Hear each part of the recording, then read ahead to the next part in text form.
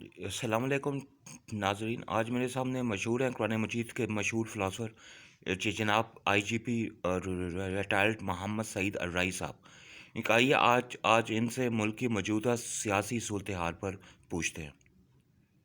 جی بہت شکریہ آپ کا۔ یہ میں پہلے بھی بات کر چکا ہوں، لیکن کچھ چیزیں دوبارہ ذہن میں بار بار آتی ہیں۔ ہو سکتا ہے میری شکایت کسی کو بری بھی لگے، لیکن جیسے اقبال نے کہا تھا، خوگرے ہم سے تھوڑا سا گلہ بھی سن لے۔ بات یہ ہے، یہ اصل سلسلہ شروع ہوا ہے اس لیٹر سے، یا جو بھی وہ آیا تھا، اور جس پر سب جماعتوں کا بلکہ ہماری مقتدر قوتوں کا بھی یہی خیال تھا کہ یہ انٹرونشن ہے۔ لیکن انٹرونشن کے بعد، اس سیاسی انٹرونشن کے بعد کوئی ایکشن نہیں لیا گیا۔ یہ ہماری بہت بڑی کمزوری ہے، جس کا نتیجہ ہمارے سامنے ہے۔ جب ایک سیاسی انٹرونشن ہو گئی تو اس کا تدارک کیوں نہ کیا؟ ہماری مقتدر قوتیں جو ہیں وہ ملک کے جغرافیائی محاذ پر بھی ہیں اور دوسرے محاذ پر بھی ہیں، ہر جگہ پر انہوں نے ملک کو بچانا ہے، لیکن یہ نہیں ہوا، جس کا نتیجہ آپ کے سامنے ہے۔ ایک دفعہ مشرف صاحب لم لیٹ ہو گئے تھے، ایک دفعہ اس وقت ہماری مقتدر قوتیں لم لیٹ ہو گئی ہیں۔ مجھے نہیں پتا یہ کیا ہوا ہے، لیکن اس کھیل میں جو سامنے چیز آئی ہے وہ کوئی بہت قابل تعریف نہیں ہے۔ ملک میں سامنے ہے، سب کچھ نظر آ رہا ہے۔ سوال پیدا ہوتا ہے کہ دو بڑی پارٹیاں جن میں جمہوریت کوئی نہیں ہے، نہ پارٹی میں ہے، نہ انہوں نے کبھی لوکل پارٹی میں جمہوریت دی ہے، نہ کوئی، یہ جھوٹ ہے، جمہوریت نہیں ہے ان میں۔ کسی سے پوچھ لیں، کسی پاکستانی سے پوچھ لیں، ان پارٹیز میں کہاں جمہوریت ہے؟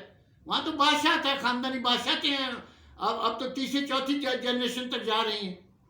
تو یہ مذاق ملک سے بند کیوں نہیں ہوتا؟ ان کو کون لایا تھا؟ یہی مقتدر قوتیں لائی تھی، جو ملک کے لیے عذاب بنا دیا ہے انہوں نے، اور دوبارہ لا کر پھر اس عذاب کو ہمارے ملک پر مسلط کر دیا ہے۔ یہ ہماری بدقسمتی ہے۔ یہ کیوں ہوا ہے؟ یہ نہیں ہونا چاہیے تھا۔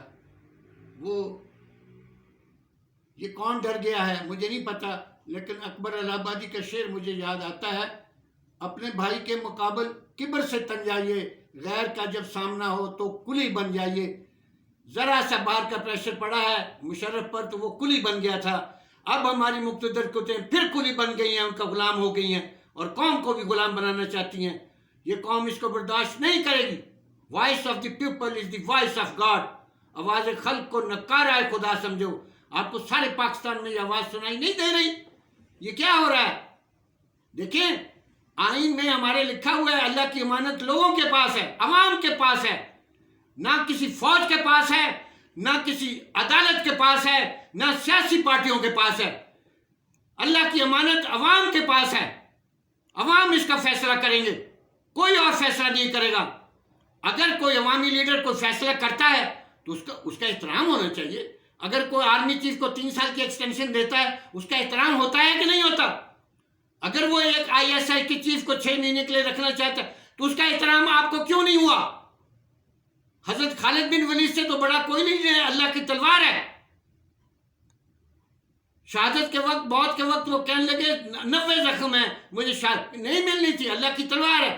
لیکن ایک نظریہ پھیل گیا کہ جہاں خالد بن ولید ہوں گے وہ جیت جائے گا۔ حضرت عمر نے احساس کر لیا یہ تو خدا کی حاکمیت پر اٹیک ہو گیا ہے، جنگ ہو رہی ہے۔ وہاں چلا جاتا ہے نمائندہ، خالد بن ولید کو فوج کے کمانڈر سے ہٹا دیا جاتا ہے۔ یہ کون ہٹا رہا ہے؟ یہ آپ کا خلیفہ عوامی قوت کا مرکز ہٹا رہا ہے۔ جنگ کے وقت وہ اپنے چیف کو ہٹا رہا ہے، یا امن کے وقت اگر کسی کی ایکسٹینشن مانی جا رہی ہے اور یہ مصیبت ڈال دی ہے تو وہ کس کو تکلیف ہو رہی ہے؟ میں بتاتا ہوں کس کو۔ پاکستان میں کوئی صحیح اسلامی سسٹم نہیں آنے دینا چاہتا، اسی لیے یہ تکلیف ہو رہی ہے۔ ہماری عدالتوں کو بھی یہ تکلیف ہے، ہماری قوتوں کو بھی یہ تکلیف ہے، کیونکہ یہ نعرہ ایک عوامی لیڈر نے لگایا جو عوام سے آیا ہے، اوپر سے سپر امپوز نہیں ہوا ہے۔ 22 سال کی ٹریننگ کے بعد آیا ہے۔ اگر عوام نے اپنا ایک نمائندہ آگے بھیجا، اس کا ہمیں احترام کرنا چاہیے۔ عدالتوں کو اپنے فیصلے میں بھی نظر ثانی کرنی چاہیے۔ میں ایک بڑی خوبصورت بات کرتا ہوں، ساری ایویڈنس پر فیصلہ نہیں ہوتا، انٹیلیجنس پر اور ایک سمجھ بوجھ پر بھی فیصلے ہوتے ہیں۔ حضرت سلمان کے پاس یہ 2 عورتیں آ گئیں, بچہ ایک ہے, میرا ہے, سارا دن دونوں کے ویوز ایک جیسے تھے, شام تک پریشان رہے. دوسرے دن انہوں نے کہا کیا فیصلہ کروں, دونوں طرف ایک طرف کے, یہ بھی وہ کہہ رہی ہے, یہ دونوں ایویڈنس بالکل برابر ہیں. دوسرے دن صبح کو انہوں نے ایک بکری بلا لی, ذبح کی تھی, ابھی کاٹی نہیں تھی, وہ بھی لٹا دی, بچے کو بھی لٹا دیا, اور وہ جلاد کو کہا اس بکری کے 2 ٹکڑے کر دو, انصاف کے ساتھ تلوار ماری 2 ٹکڑے کر دیے. پھر کہا یہ بچے کا بھی دونوں طرف ایک جیسا فیصلہ ہے, اس کو میں آدھا آدھا دے دیتا ہوں. جب تلوار اٹھائی جلاد نے تو ایک عورت چیخ کے آ گئی, کہتی نہیں میں دستبردار ہوتی ہوں اور یہ بچہ اس کو دے دو. وہ کون تھی؟ وہ اس کی حقیقی ماں تھی. یہ ایویڈنس سے نہیں لکھ رہا, یہ انٹیلیجنس سے بات نکلی ہے. ہماری سپریم کورٹ انٹیلیجنس نہیں استعمال کری. جو نمائندے ادھر چلے گئے ہیں, چاہے ووٹ ڈالا ہے یا نہیں, یا اس کے شامل ہو گئے, تو آپ اپنے اس ملک کو تباہی کی طرف کیوں لا رہے ہیں؟ اس کو وہ جلیبیاں کیوں تل رہے ہیں؟ ایویڈنس کو کیوں؟ یہ ایویڈنس کی بات نہیں ہے, یہ انٹیلیجنس کی بات ہے. یہاں فیصلہ امیڈیٹلی ہونا چاہیے. قائد اعظم سے کہا تھا ٹرنکیٹڈ پاسکل موت سے, انہوں نے کہا میں آج فیصلہ کروں گا, یہی پاکستان لوں گا. آپ ڈیلے نہ کریں, فیصلے کریں, یہ تماشے نہ کریں. یہ تو میرا ایک گاؤں کا آدمی بھی کورٹوں میں بیٹھ کر تاریخوں پر تاریخیں دے دے گا اور اسٹے آرڈر پر سے. یہ کون سے عدالتیں؟ کل ہمارے وہ لیڈر نے کہا ہے 90,000 لوگ جیلوں میں سڑ رہے ہیں, ان کا تو فیصلہ نہیں ہوتا, اور چند ایک لوگوں کو, جرائم پیشہ لوگوں کو اوپر لے جائے, ان کے کیس ہی کوئی نہیں سنتا. یہ سپریم کورٹ کیا ہو گیا ہے؟ ان کو کوئی عقل نہیں ہے, ان کو خدا کے پاس نہیں جانا ہے. اس ملک کے ساتھ یہ مذاق کر رہے ہیں. اس مذاق کو ختم ہونا چاہیے. اور میں نے پہلے بھی کہا تھا کہ جب کیس جوڈیشل پرویو میں آ جاتا ہے تو پولیس بھی وہ جوڈیشری کے انڈر آ جاتی ہے, انڈیپینڈنٹ. یہ ہمارے جوان, ہمارے انویسٹیگیشن آفیسر مر رہے ہیں اور سپریم کورٹ کو پتہ ہی نہیں ہے. یہ کیا ہو رہا ہے؟ کیوں ان کو تبدیل کیا گیا ہے؟ سپریم کورٹ کیوں نہیں ایکشن لیتی؟ جب ایک کیس کورٹ میں آ گیا ہے, کوئی افسر چینج نہیں ہو سکتا, کوئی انویسٹیگیشن اب چینج نہیں ہو سکتی. آپ صرف تاریخ بھی نہیں پڑھے گی, ڈے ٹو ڈے فیصلہ ہوگا. یہ نہیں کریں گے, یہ نہیں کریں گے. ان میں اتنی قوت نہیں ہے, سیاسی طور پر لوگ بھرتی ہوئی یہ فیصلے نہیں کر سکتے. یہ نظام چلے جانا ہے. ابھی بھی سوچ لو, اس ملک کو بچا لو, ورنہ جو قوم جس طرح کھڑی ہوئی ہے نا, میں اس کی ایک ہی بات کروں گا. اکابی روح جب بیدار ہوتی ہے جوانوں میں, نظر آتی ہے ان کو اپنی منزل آسمانوں میں. اب جوان اس ملک کے بیدار ہو چکے ہیں, اب یہ کسی اور چکر میں نہیں پڑیں گے.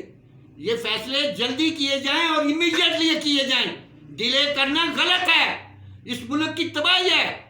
میں ریکویسٹ کروں گا مقتدر اداروں سے اور عدلیہ سے بھی, یہ مذاق چھوڑ دیں. تاریخ ان کا نام ایسے لکھے گی کہ ان کی جڑیں, ان کے خاندانوں کے کوئی کو نہیں پوچھے گا جو یہ ہمارے ملک کے ساتھ کر رہے ہیں. سب کو پتہ ہے اس ملک کے ساتھ بہت بڑا مذاق ہو رہا ہے. یہ ختم ہونا چاہیے. ہم ملک بنایا ہے, اس ملک کو چلانا ہے, وہ ساری چور ڈاکوں کو اوپر بٹھا دیا. ان کے کیس فیصلہ کر لیں, کلیئر ہو جائے, ان کو بٹھا دیں. یہ کیا ہو رہا ہے اس ملک میں؟ یہ سب کچھ پس پردہ ہو رہا ہے, سب کو پتہ ہے کون کر رہا ہے. یہ ختم ہو جائے گیم. اپنے سیاست کو سیاست میں رہنے دیں, عدالت والے عدالت میں رہیں. فوجی اپنے محاذ پر, ہم فوجیوں کا احترام کرتے ہیں, ان کا اپنا ایک جگہ ہے, اپنا ایک مقام ہے. 70 سال سے یہ کھیل ختم کر دیں خدا کے لیے, اور اپنے صحیح طور پر اپنا کام کریں جو وہ کر رہے ہیں. دنیا میں سب سے اچھی طاقت ہماری فوج کی ہے, عدلیہ کی کوئی نہیں ہے ہماری عزت دنیا میں, میں یہ بتا دیتا ہوں. انہوں نے اپنی عزت خود خراب کی ہوئی ہے. تو میرا یہ پھر بھی ریکویسٹ ہے, پھر بھی عدلیہ سے ریکویسٹ ہے کہ اللہ تعالیٰ نے آپ کو موقع دیا ہے, اس ڈیسیجن کو فوراً دیکھیں, ریوائز کریں. یہ غلطی ہوئی ہے, کوئی انٹیلیجنس بھی استعمال کریں. جیسے سلمان نے, ساری ایویڈنس پر بات نہیں ہوتی, بہت ساری چیزیں آپ کو دیکھنی پڑتی ہیں کہ ملک کیا ہوگا, ملک کی بہتری کس میں ہے. ہر فیصلہ میں کہتا ہوں مفاد عامہ میں کریں, پلیز مفاد عامہ کریں. اور یاد رکھیں, آواز خلق کو نکارہ خدا سمجھیں. Voice of the people is the voice of God. Thank you very much. ہاں جی, اوکے جی, اللہ حافظ.